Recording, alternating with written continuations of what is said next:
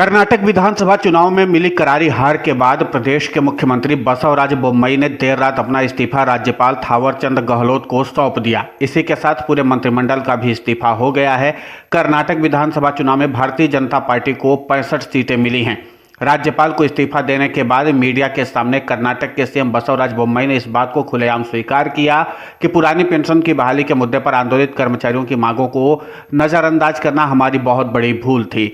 बोम्मई ने स्वीकार किया कि पार्टी को इस बात का अंदाजा था कि पुरानी पेंशन की बहाली के मुद्दे पर आंदोलित कर्मचारियों की वजह से हमें कुछ सीटों का नुकसान हो सकता है, लेकिन इस बात का अंदाजा पार्टी को बिल्कुल भी नहीं था कि यह आंदोलित कर्मचारी हमें सत्ता से दूर कर देंगे। बोम्मई इस दौरान भावुक भी नजर आए और कहा कि हमने कर्मचारियों की मांगों को लेकर के पार्टी आला कमान से बात की थी। पुरानी पेंशन की बहाली के मुद्दे पर कर्मचारियों की मांगों को नजरअंदाज नहीं किया जा सकता है। इस बात की जानकारी हमने पार्टी आला कमान को दी थी और साथ ही उन्होंने हिमाचल प्रदेश के पूर्व सीएम जयराम ठाकुर का भी हवाला दिया था कि उन्होंने माना था कि पुरानी पेंशन की बहाली के मुद्दे पर आंदोलित कर्मचारियों की बदौलत हमें राज्य में हार का सामना करना पड़ा था, लेकिन उस समय पार्टी आला कमान ने कहा था कि इस मामले पर बाद में विचार किया जाएगा, लेकिन अब काफी देर हो चुकी है। हालांकि मैंने पुरानी पेंशन की बहाली के मुद्दे पर समाधान निकालने की पूरी कोशिश की थी, लेकिन उसके बाद इस मामले पर कोई भी समाधान नहीं निकल पाया और आज कर्मचारियों की बदौलत हमें सत्ता से बाहर होना पड़ रहा है। आपको बता दें कि पहले से ही इस बात का दावा किया जाता रहा था कि कर्नाटक में पुरानी पेंशन की बहाली के मुद्दे पर आंदोलित कर्मचारियों की बदौलत बीजेपी को बड़ी हार का सामना करना पड़ सकता है।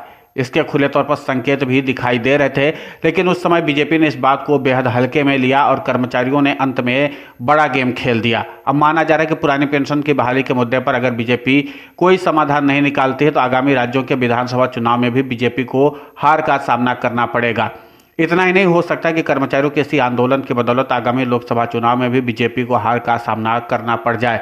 केंद्र स्टाफ साइड राष्ट्रीय परिषद के सचिव national joint council of action के संयोजक शिव गोपाल मिश्रा कहते हैं कि देखिए, कर्नाटक के रिजल्ट से बड़ा संदेश मिला है। अब देखने वाली बात यह होगी कि 2024 में पुरानी पेंशन की बहाली के मुद्दे पर देश के 10 करोड़ सरकारी बाबुओं के कुनबे की नाराजगी कौन मोल लेगा।